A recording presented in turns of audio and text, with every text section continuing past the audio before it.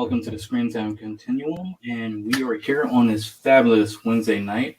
And I'm here with the boys, Keelan and Nick. What's going on? We had so much fun talking before the show, we almost forgot that we had a show to put on. So I know, right? That's what these times will do to us. Blame the late night coffee. I got hot chocolate. Ooh. yeah, And it's bland as fuck. Ugh. Wait. well, it's not the good chocolate then. I'm gonna say No, it isn't. Isn't cocoa naturally? You know what I mean? No, not this shit. But I just didn't put sugar in there. Mm. You got to get Swiss Miss or Abuelita. Yeah, get that one. You got to melt that down. It's really thick, fudgy. Never mind. Continue. That's what I'm drinking. You get that drinking chocolate, right? You did it wrong. Yes, I did. Or I didn't pour enough of the powder into the cup.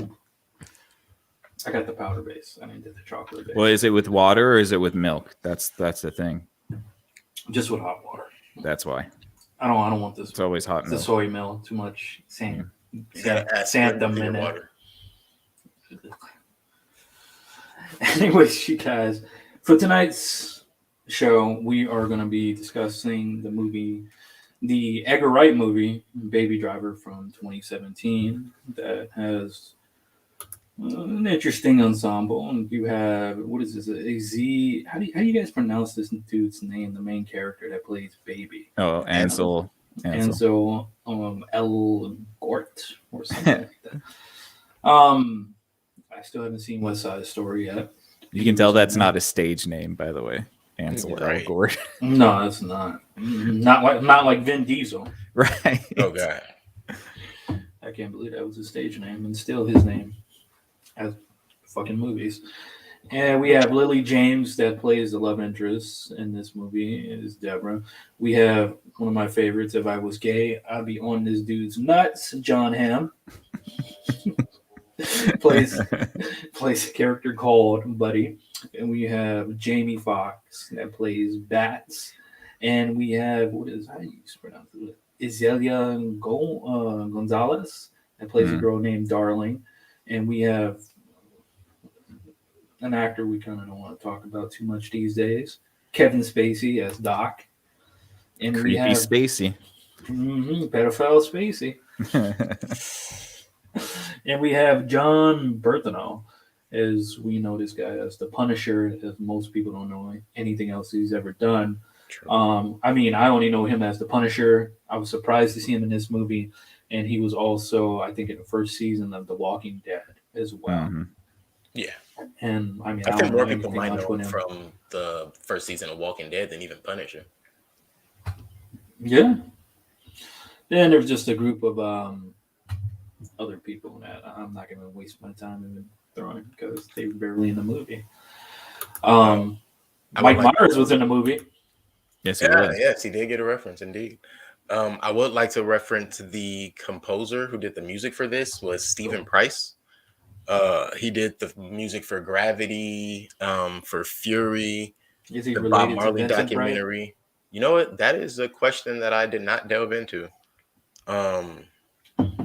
But yeah, not a lot of like super huge type of movies, but he has worked on a few films that went somewhere, did some things, and got some notability. So, throw that out there. Jumping into this, I didn't actually start liking anything of Edgar Wright's. I can't really say I'm a fan yet until I've seen Scott Pilgrim vs. the World. That's when I decided to check out more of his stuff when it came to me. That's when I finally watched Shaun of the Dead. Mm-hmm. I thought Shaun of the Dead was okay because I'm not a big fan of British humor. After watching it 2 more times after that, it grew on me. I really did like World's End.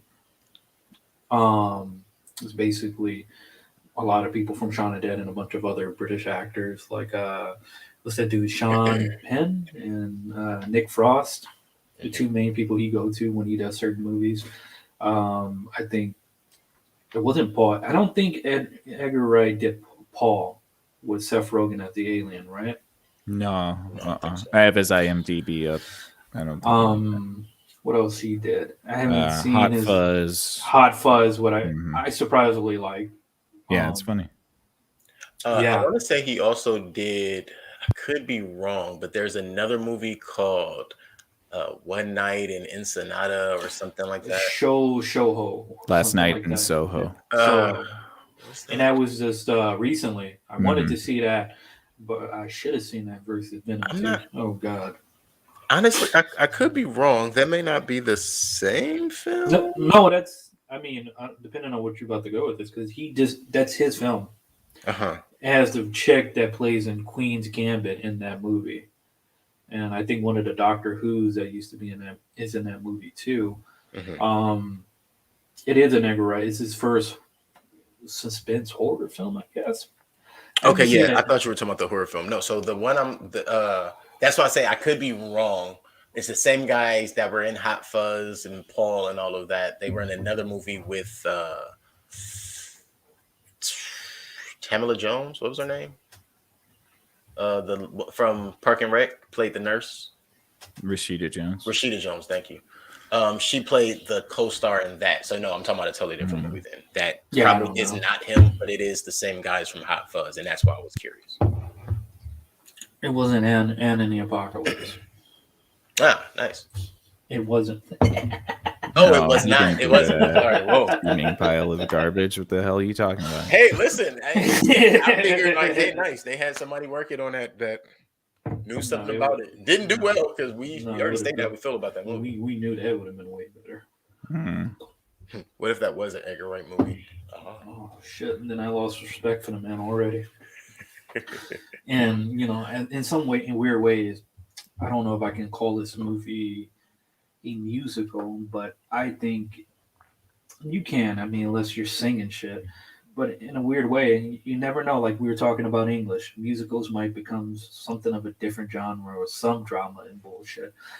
But I love the track. I love the track for a lot of the action scenes or just the moment. His soundtrack, the music, just his playlist just basically went in line for it. It's like watching Guardians of the Galaxy. Right. So I think James Gunn did a great job with the music. I think it's interesting that this did continuously came up when I was looking it up as a musical. I thought that was weird. However, I understand when I learned a little more. Apparently, Edgar Wright handpicked every single song and personally likes every single song that is in this movie and help place them as well. Which I think he does. I think he does that with all of his movies. Okay. Yeah, but it made me kind of wonder. Then why doesn't he get more credit on the composition side if he is also doing placement? I think he's well known for his soundtracks, especially after Scott Pilgrim. Okay, because that really kind of set the tone for him. In this movie particularly, because I was really interested when I didn't know he did it at first. Actually, I'm lying. I did know he did it. I just wasn't interested when I first seen the trailer because it wasn't like grasping, hooking. It didn't hook me in when I seen the trailer. I was like, okay, whatever. It's basically a fucking produced movie from A24. So I'm like, all right, whatever. Then when I finally went to go see it in theaters, I was like, oh man, this is great. This is nothing like the trailer. Still as the trailer was, in my opinion, then or kind of uncanny when they try to make it, then I've seen it again. So I mean, man, for me to go see the movie twice in one weekend, I guess it did something on me. So, anyways, I'm so sorry. Get into it. Based off of what I'm saying, of course I enjoyed it. I mean, I'm wearing a Baby Driver shirt too to represent. Look at me. Now, what is more important is what you guys thought about the film. Do you want to go, Keenan, or do you want me to? I could slide on in there, Tokyo Drift into the thing. Go for it. Yes, the beginning was much like Tokyo Drift. Yes, it was. I had seen this movie before, back when it first came out. I want to say, I remember this movie basically going straight to Netflix. Like, I could be wrong about that, but I feel like it either went straight to Hulu or Netflix or something like that. Or it got there pretty early into the drop. But I remember seeing this movie. The initial I had for this go round, I'm not really gonna talk about the first go round, but the initial I had for this go round was I was kind of drawn back into the suspense and the storyline, and that's something that I liked the first time around. Definitely something I liked again this time around. Is it's one of those movies that if you're trying to follow every step beat by beat, it's not gonna make you think too hard, but it's gonna keep you interested enough to like, all right, wait, what's about to happen next? Like, wait, that was stupid, but what's about to happen next? So yeah, that I'll give that as my first impression of this movie. Okay. Well, I thought it was fucking garbage. So you guys are out of your mind. No, I'm kidding. I thought it was good. It was a fun movie. I knew that I was gonna like it just because I've known many people talk about it, and it's always been mentioned. First time I've actually seen it. So trust me, when someone tells me too many people are like it's good, I'm like, oh yeah. I always do that. I usually think it's a bad movie. Yeah, I usually say, okay, thanks. I'm not going to watch it for 5 years now. So, which is basically on par with what we did with this one. So, no, I enjoyed myself. I enjoyed the movie. I think the soundtrack really makes the film for sure. There were a couple of points in the movie where I was like, oh, this is a little boring, but yeah, it's not like, like it's not action packed in the way that you expect it to be. Especially it's hard to make car chase scenes as action packed as you think they are. Like, I don't know about you guys. I think car chase scenes are so boring. It's like, I don't like them. I don't like them at all. I don't like them. Yeah. And it's like, I was saying, and it seems like it's certain acts of certain action films or certain weird heist films, they have to have them, and it's just still as fuck. And now it's hard to make them, especially when you have something that came out years ago, like Fast Five. They kind of change the attitude of these car movies. Yeah. And I think the reason why I liked it is because it did it so differently than something like Fast and Furious that basically saturated the fucking way we see action car type movies or heist type movies. Yeah, this movie is the prequel to Drive before the dude loses his girlfriend.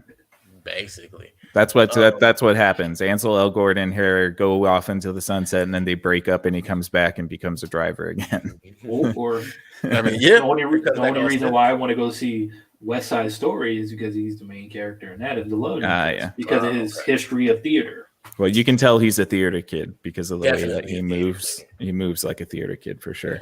I did, everything you said as far as. Jeez, I just blanked out on what you said. It's okay. But I was going to lead into the same thing though about the driving in the movie and comparing it to exactly that, the Fast and the Furious series. I personally think there's no better driving in even the Fast and Furious series than in Too Fast, Too Furious. I think that's when they hit their apex, and everything from there became a heist movie. And then, of course, they kind of mastered that, right? But I want to say this is the first time since then. So since the early 2000s, I didn't feel like someone was trying to redo the Italian Job or one of the Fast and the Furious movies. Yeah. Well, this is a romance. This is a romance disguised as an action movie. I don't know if you guys. I agree with that. I definitely, like you could tell, I could see the storyline from a mile away, which isn't terrible because, sometimes we don't mind having predictable storylines. But I mean, I knew exactly what was going to happen within the first 10 minutes of the movie. Oh yeah, which is fine. I mean, you're sticking to a storyline beat, so there's obviously assumptions that I can make about the ending of the movie. But it's a romance movie. It's a rom-com with guns. Yeah, very simple. No misdirection. That I could think. I don't think there was any misdirection in this movie. Maybe just the ending, which was that really a misdirect? That's the question because it's funny. It's kind of the Ocean's 11 ending, Everybody talks about it. Yeah. Okay, I'll give you that. It's like they try to compare it to fucking Inception. I'm like, no. Inception. Are they claiming that he didn't actually leave the prison at the end? There is a theory about the end. I forget. That's dumb. It's a stupid theory. It's a theory that's actually been disproven. He did his 5 years and got probation. Come on. Come on. And it's funny. Parole. And I got a quote from Edgar Wright because even to this day, they ask him, and this was a He cinema said no, blend. right? Oh, this is what he says. He's like, I think an ending. I think the end scene is up for interpretation, and I sort of learned quickly through the test screening process that I should let people interpret it how they want. I think it's an important thing with movies where you don't have to state your actual intentions because nobody responds to it is wrong.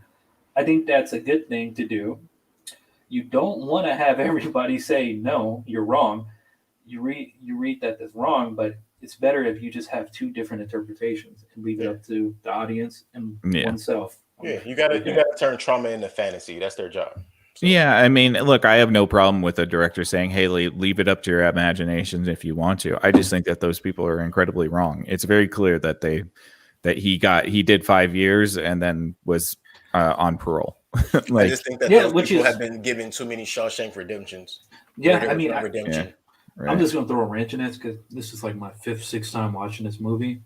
I was like, he imagined an ending, the same ending without the color in the rainbow. Mm-hmm. Man, in the middle of this movie too, as well. So I'm like, okay.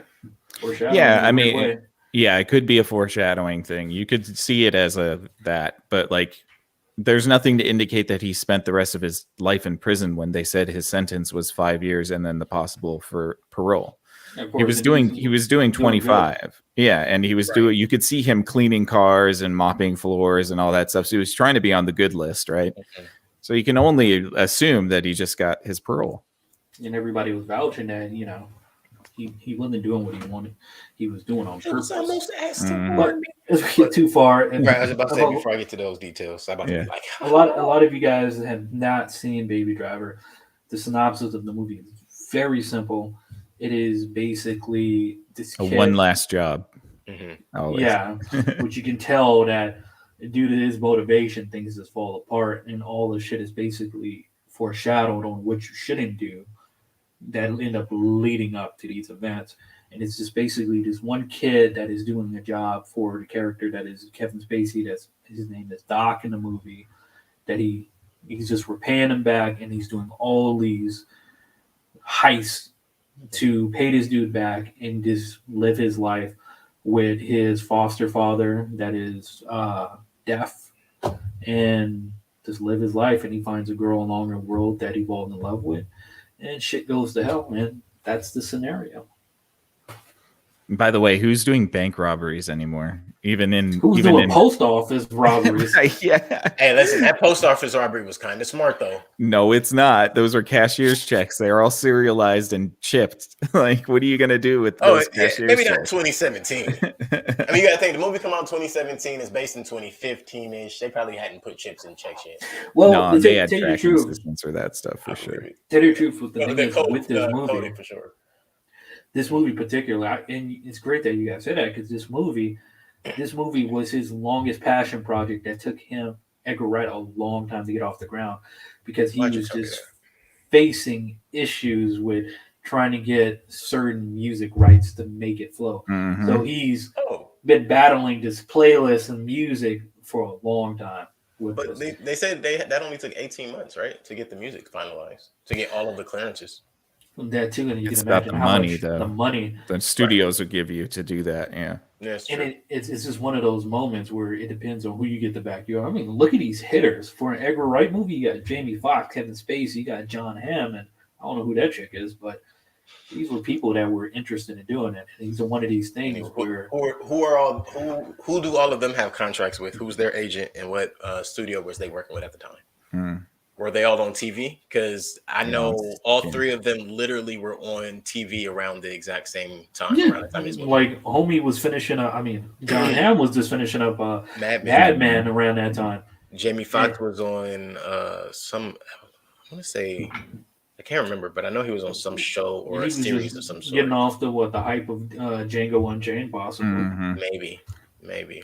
And I mean, and Jamie Foxx also has been known to work a lot of B rolls. Especially he's like Sam Jackson. He'll work anywhere. Yeah. Samuel's a 10 mil plus actor. 75 million, motherfucker. I mean, 75 years. I can imagine how much Disney's paying him for fucking Nick Fury TV Do series. you really want to? Do you want to wonder that, or you want to wonder how much he still gets paid for Mace Windu? Dude don't need to work anymore. Right. Look, just getting payback from that. Don't even worry about the Nick Fury paycheck. Oh no worry, we'll probably get a Mace Windu show too. You think they let him say it? The way they let people curse in a lot of the Marvel TV shows lately, yeah, why not? I mean, Hawkeye had his fair share of profanity, and Spider-Man had his fair share of profanity. Well, they pretty much let him say it at the end of Well, who do you think would be a young Mace Windu? Because you're not gonna have Sam Jackson be Mace. Same guy that played Morpheus. Oh, okay. Yeah, I guess so. Yeah, maybe. Honestly, I'm not being funny. I can see that happening. Yeah, I mean, I'm not. I can bite my tongue, even though I didn't like that movie particularly, but I can see it happen. It's crazy. I was looking at the numbers of this movie. Domestic box office. This thing made 107. No, screw that. I'm just gonna go straight to worldwide box office.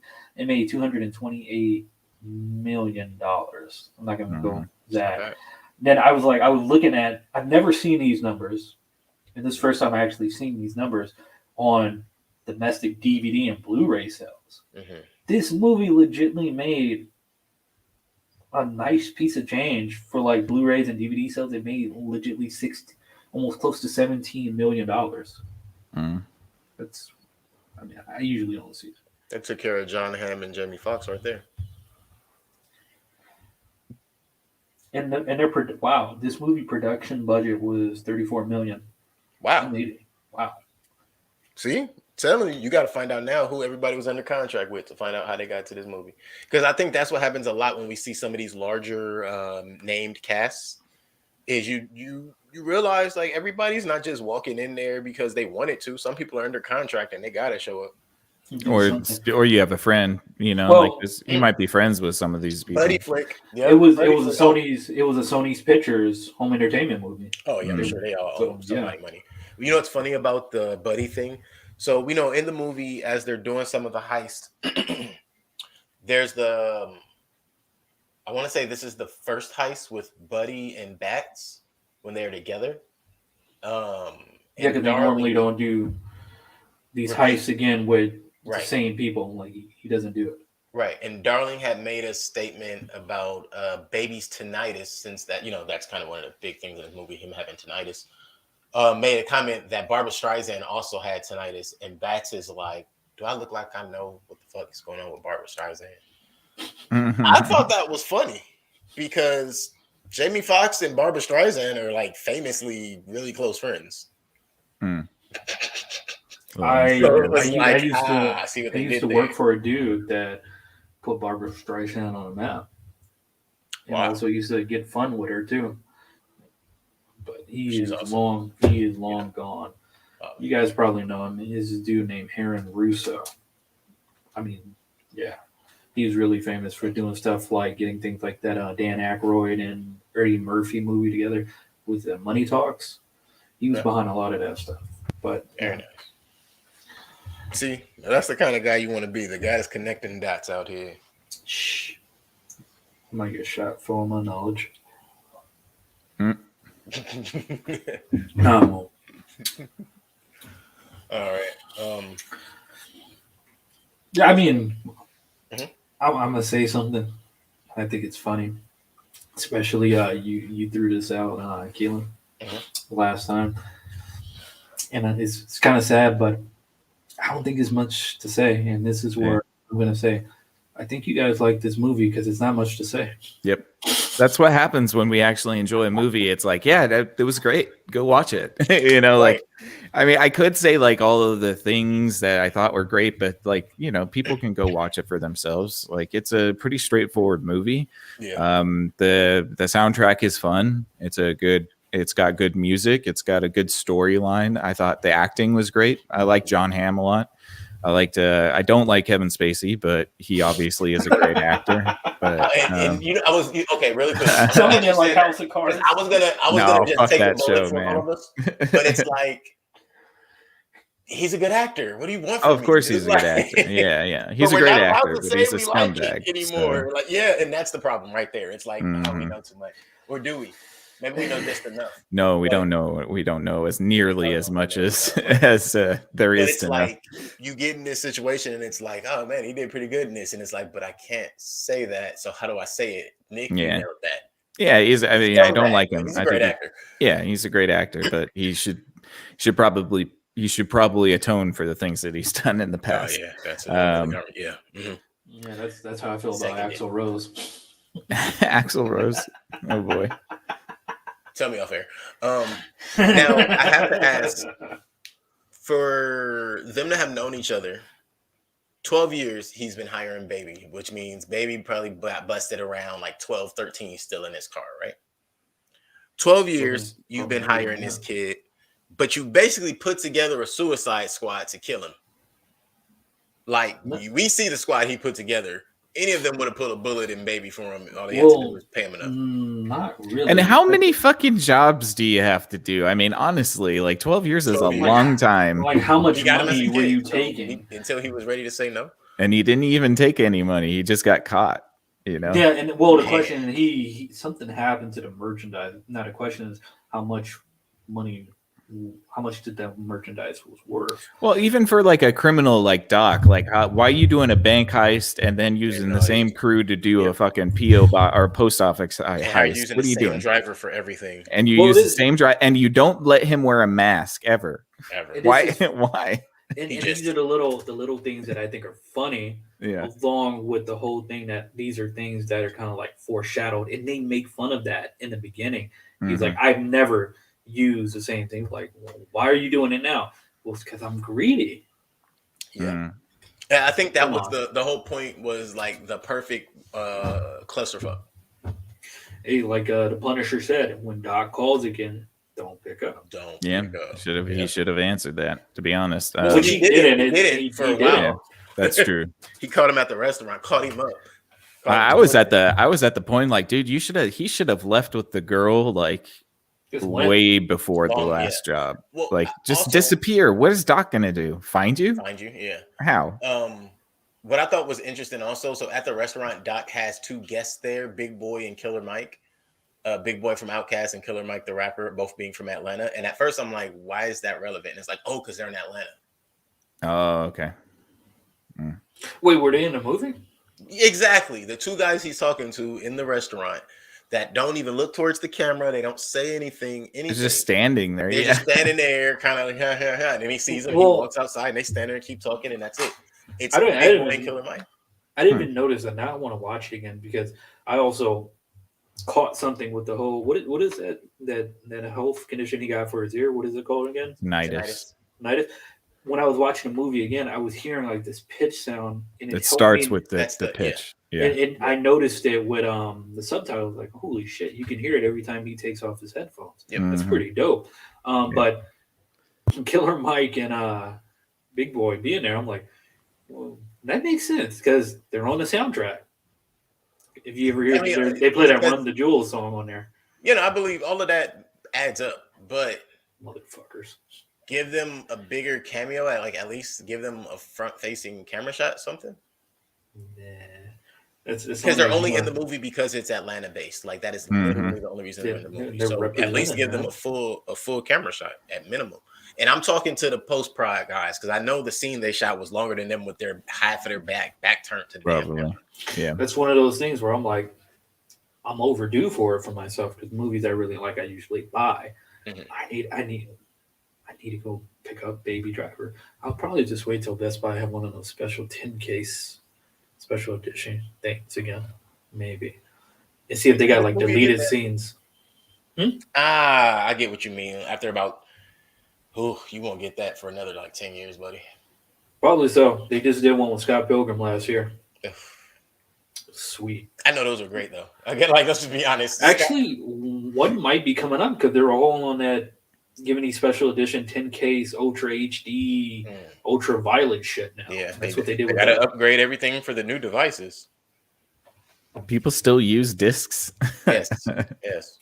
Why haven't we changed? I've been using a fucking disc since I was in like the 8th grade for my Walkman. Why haven't we changed the We need a memory stick that sticks into our nose. Because they still sell Walkman. Do they? More than and more than the pawn shop. They actually sell them for like $40 still at like Walmart and shit. Yes.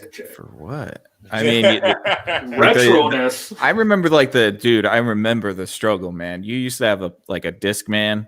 That shit did not have the shock resist when it first came out. So every time you had to have your Discman, you had to hold it like a fucking, like a hot plate or something. On the school bus. I remember I remember I had to hold my joint like this on the school bus. I literally was holding it like this. Hold my joint on the school.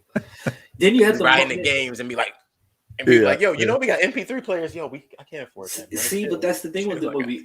It was like a whole homage just to fucking music because this dude he's doing things on tape still. Mm-hmm. Yeah. Even the equipment he was making beats to this day. When he was he was doing a lot of analog stuff. Yeah. Which I thought was so cool. Like that could have been a bigger part of the movie as well. The iPod, man. We should have seen his iPod collection, bro. I'm sure they're set up like a Jordan head has their Jordan set up with the box and the display and all that good junk. Mm. CD players. I'm sorry, I got it. CD players, man. We gonna. You got to get the shock resist ones though, or otherwise you can't clip it to your belt. You can't clip it to your belt and walk around like a boss. Dual shock. There you go. Cheapest one I seen. Ooh, with Bluetooth technology. Say word. Come on. It's $30. I don't know. You can see that. $30 for a disc, man. Say word. At Best Buys. Bluetooth disc, man. Why? Discman. Is it still the Discman brand? I can imagine how much this ugly. All right, you can't even see it. Glare and shit.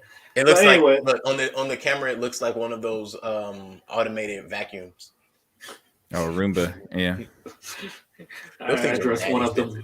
Yeah, they don't really do shit.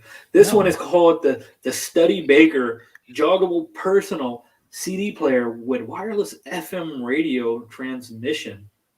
You think they're gonna use that in Baby Driver too? Be going backwards. It is $84.99 without the Bluetooth. Jesus Christ! Excuse me.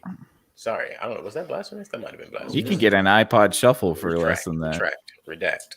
Shit, is iTunes still available to download music? Nah, technically. So you have to purchase a membership, and you have to then still pay for certain downloads. Nope. I miss LimeWire. It's Napster. LimeWire. Yeah, LimeWire 5. Crosswire. Kazaa was one. Yeah, Kazaa was the one. That was it. Napster you had to pay for at a certain point. Man, the early days of the internet were so lawless. It was amazing. You know, the only person that I could think of that's still surviving in the industry today that took super advantage of LimeWire. Shout out to Soulja Boy. Oh yeah. Who literally still use it. He still puts music out on there, but it's crazy because I'm gonna say this and then we gotta get back to Baby Driver.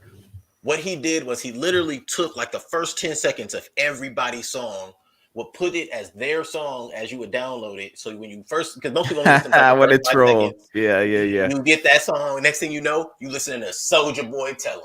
Oh my God. It was like the Superman was literally the full song every single time. Like, trust me, you could download 20 songs. It was all Superman. It used to take like 3 hours to download one song. Mm-hmm. Yeah. Imagine when you do 10 of them and they're all Soulja Boy. Oh, I would set it up overnight, right? So you would set them up and get your whole playlist ready, and then hit download, and then just go to sleep. When you wake up, you're like, motherfucker, only 3 songs. If you're lucky when you wake up, you better go to school and come back if you want the whole thing to finish. Right. Yeah. So look, again, shout out to Soulja Boy. That was freaking ingenious. And if you look back, him and Lil Wayne are the only 2 people left from that era. Well, and Fabulous, but Fabulous still makes music, so yeah. Yeah, especially when he makes video game consoles. Hey, listen, I still want the Soulja console. I don't care what nobody say. I pay for it. Wasn't it just like a reskinned Sega Saturn or something? It's like a Reskinned reskinned Nintendo. swap meet console Yeah. with a bunch of downloads. And you know what? For him, I'll give him this. It was all of the stuff. So he kind of exposed what happens with that. Why are we still talking about Soldier Boy? Look, dude, baby driver Soldier Boy episode. Yeah. He basically figured out that after a certain period of time, Nintendo loses licensing on games, and that's how they're able to do that. Is they'll put out a new product in the middle of them trying to figure out the contracts for those particular games, and if those contracts ain't figured out, they can put that out and not be penalized for it. That's why this is a whole big thing behind the concept of remakes or remastered to keep them. Yeah, right. That's exactly how that started. Right. Don't worry, just buy They're yourself gonna an remaster Atari. this one day. Buy an Atari. But can't remaster that. That's for sure. No, Atari just came out with a new console last year. There you go. I'm gonna look that up too. Check that out. $400 $400 I'm not spending. Or what? Just to play Pong with smaller paddles. Man, I'm not gonna lie to you. I could play Pong on my cell phone. I wouldn't, you know what I mean? Yeah. It has the sexy, nice oak finish to the console. Yeah, they're going full retro, huh? You got 400 and 500, depends. They got the wood paneled fucking game console. I will send it to you guys later. Nice. If it comes with a wood panel joystick, they might get me. I'm gonna go find an Atari from a swap meet or something, and then just put wood paneling on it. That's what I'll do. You know what? We could do that. I could do that. Easy. We could sell those. I'm down. Mm-hmm. Look, you make, I sell. Yep. We bring, they buy. And we'll sell them We'll sell them for $300. No, we'll sell them for $399. $390. Yeah, exactly. $399. They only see the 3. They don't know. Mm-hmm. So good movie. Yeah, pretty good movie. Again, he was sabotaged by the boss, and then the boss showed some remorse after everything went to shit. Which I didn't understand very much. Was he sabotaged? Yes. Really? Yes. No, I mean, it was Bats was the one that sabotaged the whole thing. But I think that's the thing. Listen, if I'm supposed to be the big boss dude, and if I have a asset, because Baby is an asset. If I have an asset like Baby, I'm not even putting him on a job with a guy like Bats. Yeah, it was weird that he was like, "Hey, go pick up these guns before your big job." Y'all should have had the guns already. Cannon. Like, bro, come on.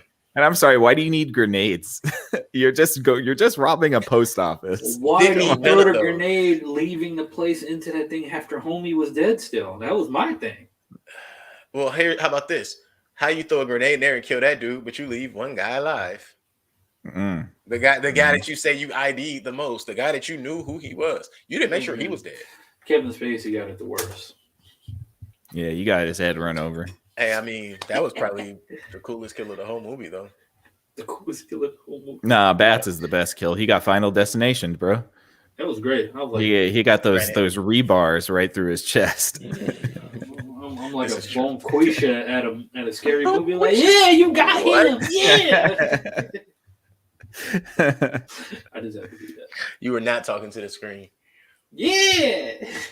Was that the first person to die in this movie? I just got to wait. Was that the first person to die? That wasn't the first. Bats? No. The guy at the beginning who left his shotgun, he was the first guy. JD. Yep. JD. He had it coming. He had it coming. Fuck. He definitely deserved it. Like they go fingerprint that shit. They're gonna fuck up everything. Everything. There you guys go. So yeah.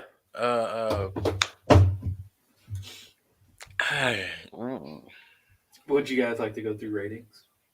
Yeah, we could just get to ratings because I'm really looking like that's it. They get away and he gets arrested. We know how that goes. You gotta stop looking at that, Atari. I know.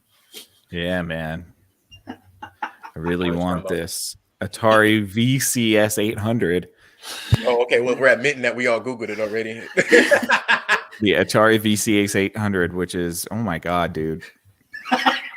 Comes with a wireless controller for $400. But for real though, like what games can you play? You can play, literally they have a picture of kids playing Pong.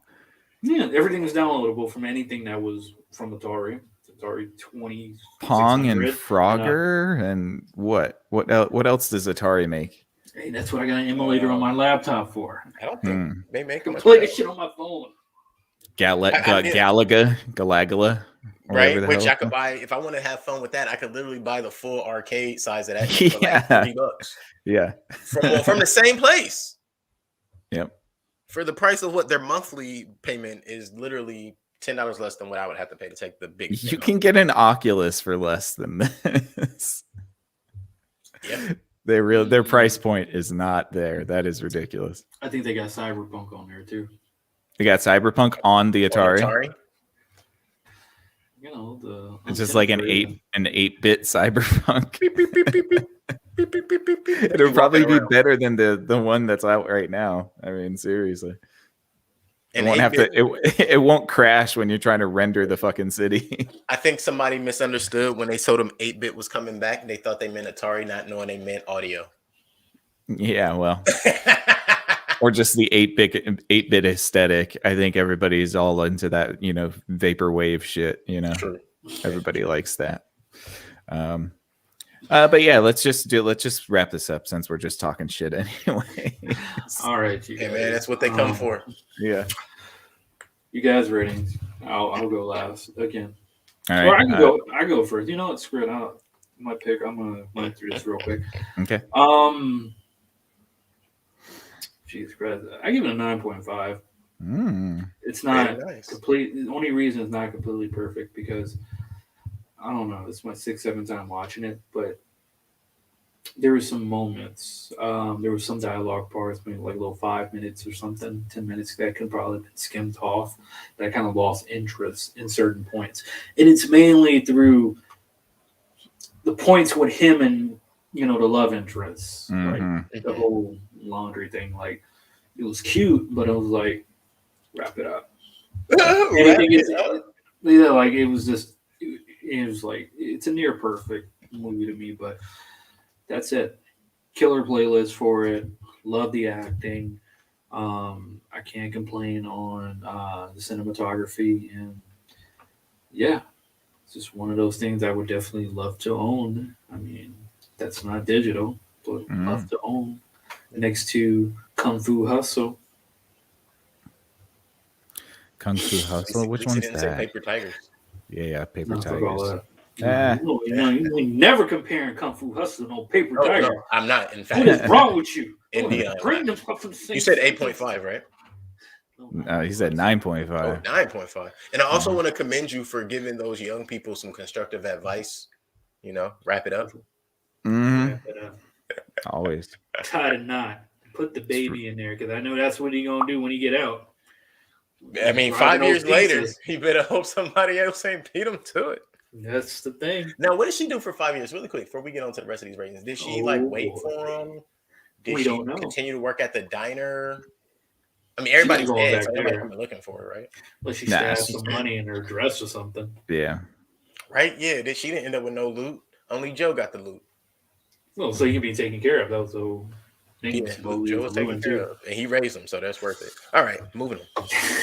I'll go next. So first off, I want to say I really enjoyed this movie. Why do you sound like that one black dude from Atlanta? That was back in that movie we watched, The Harder They Fall or something like that. The gun shooter or whatever. He's also in Sorry to Bother You. Sheriff? No, he was the Doc Holliday. Stansfield? Yeah. Now, he wasn't. Was he? I thought he was the Lone Ranger or Tonto. He was Tonto. No, he was the Lone Ranger.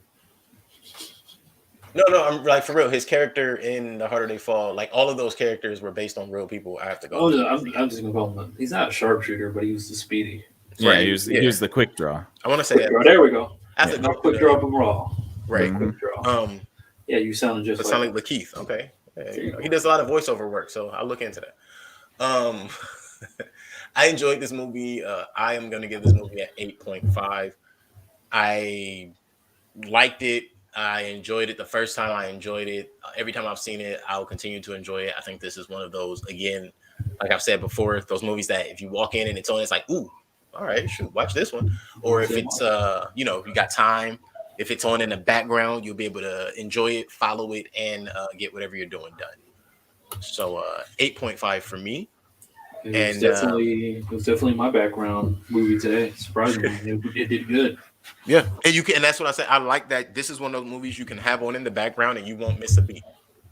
So I really enjoy that about any movie, because sometimes you can't be as focused in as you want to, but if you're able to follow along and keep up with the storyline without pausing and rewinding, and that means something's going right. Yeah, I think I'm gonna give this a 4. I really enjoyed. No, I'm kidding. Come on, you guys. I don't take you serious anymore now. I know. It's my job. You shouldn't. No, I enjoyed this movie too. I think there were some points that kind of dragged a little bit for me, which aren't terrible. They weren't that long, and it wasn't that bothersome, so I wasn't that bothered by it. I'm not a huge car guy. Like I don't know the appeal of car movies, so not that it was exactly a car movie, so that didn't bother me again that much. But these are just little things that I have to nitpick. I told you not to watch Too Fast, Too Furious. I've only ever seen Fast and the Furious, the first one, and that's it. Don't go beyond that. You are doing perfect. Yeah. What else do I need to see? I've seen it all. You save yourself 18 to 20 hours of TV. Tokyo, right. Drift. No. I still don't think that should be considered part of the franchise. Or Hobbs and Shaw. Also should not be considered a part of the franchise, but I stopped watching, like I said, around like 3 or 4. I think the first one with The Rock is the last one I saw, I believe. Yeah. No, I enjoyed the soundtrack. I thought that was great. Acting was great. Considering, there wasn't a whole lot to work with. I think John Hamm really kind of steals the show acting wise. Which was unexpected in my opinion. Yeah, especially when you have people like Jamie Foxx and Kevin Spacey and all that. But I think John had more camera time than he had the most. He had for sure. Yeah. So yeah, I enjoyed this movie. I thought it was good. I would recommend it to people. It didn't blow my socks off, so I think I'm at a solid 8 for this one. I think it's cold for your socks to be off. Yeah, that's true. Nice. It's true. My feet would get a little bit chilly. No, I think an 8 is good. It's a solid movie. I enjoyed it. I would watch it again later in the future. Is it going to be on my top list? No, but that's going to be a hard list to penetrate for me. So I think this movie does a damn good job about entertaining and giving you a good story. So 8 for me. Nice. So with Nick's 8, that gives a 26 out of 30, which is an 8.6. 8.6 out of 10. Very nice. That I think that came in a little higher than we might have even expected, but it is a good movie. Yeah. It's fun. It's good. It's not as high stakes as you think it is. Like they had an opportunity to really bring the mood down, which I'm glad they didn't. I'm glad that they kept it still kind of light. Even though, like it's people running from the police and stuff, they didn't go to like everything's falling apart, So right. It didn't turn into a survivor trauma type of movie. Yeah. It didn't turn into like, that it didn't have the tone of Drive, you know what I mean? Where it's like everything becomes super serious. Yeah. So very much enjoyed. And yeah, I think that's it. Bye, guys. Bye, guys. Alrighty, guys. Close this out. Thank you guys for joining us here on Screen Time Continuum. I want to say thank you so much. This is going to be my last Wednesday with you guys. I just want to tell the audience that too, just in case you guys don't see me, you'll be like, where did the pudgy black guy go? Not this way. Well, where did the mustard go? Where did the mustard go? Some things are changing for me, you guys, and it's not for the worst or whatever. It's for good stuff. Good thing. Mm-hmm. But I still will be on with Nick and Keelan, of course, on Sundays. And yeah, I just want to say thank you guys. Thank you guys for tuning in. Please, you guys get the chance to support us. Jump on YouTube, throw some more likes up there or become a subscriber. Mm-hmm. If not, hey, come listen to us talk smack about movies we do like well, that's kind of hard, but we don't like or in between how we feel about certain movies, TV shows, etc. on on Facebook Live as well. I'm gonna have to pick a real stinker soon so that we can just go ham on an don't episode. worry, no worries. I think I got a few lined up for us on trip. Okay. When I'm back, I got a stinker for you guys too. Nice. All right. Cool. It's not a musical, or is it? It's not a musical. I think I'll have one of our first animated movies soon, hopefully. No, we already had that with Superman. That doesn't count. Oh, okay. All right. I see how it is. Is this Do Superman like that? No, okay, I'm non-superhero kidding. or non-hero based, non-comic based even. Don't worry. My next pick will be something animated. Nice. All right. Very nice. I'll tell you guys that off air later. Then if not, beyond that, you guys want to check us out individually for what we do on our own time, that when we're not here, please check out Kalen on Tuesdays when numbers can talk. He's just, he's better at numbers, and he can probably do things beyond what we talk about here. He can probably give you guys numbers on box office stuff, sports, entertainment, anything you name it. This guy knows what he's talking about when he's talking about his numbers. So check him out on Tuesdays and Numbers Can Talk. Then, of course, you can go back and check out what Nick does with a couple of people, his lovely wife and a good friend of ours. They do a show on Mondays and Fridays called Exofathom, of course, and they jump into, how would you say it? Some interesting phenomenon and some government conspiracy things and things like that. So please check them out. And if not, and as Nick, you say usually, if you're a purist, just come check us out. And here on Sundays and Wednesdays on Screen Time Continuum. And if you want to check me out, I'm here and there on Strawberries and Coffee on Twitch and YouTube when I'm not getting kicked off for my videos. He's underselling himself. Go check him out on Twitch. Strawberries and Coffee. Yeah.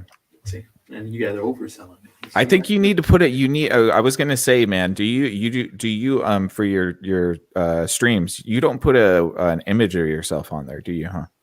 Not anymore. It's you need to in order to not get pulled because it's transformative content. Well, you know what? Thank you. Yeah, that's why you're getting pulled because you don't have your image on the game. All right. Because the algorithm doesn't just pick up the voice. So if you have your image on it and you're talking, it's called transformative content, and you won't get copywritten. And that is nice to know for now on. Which is good thing.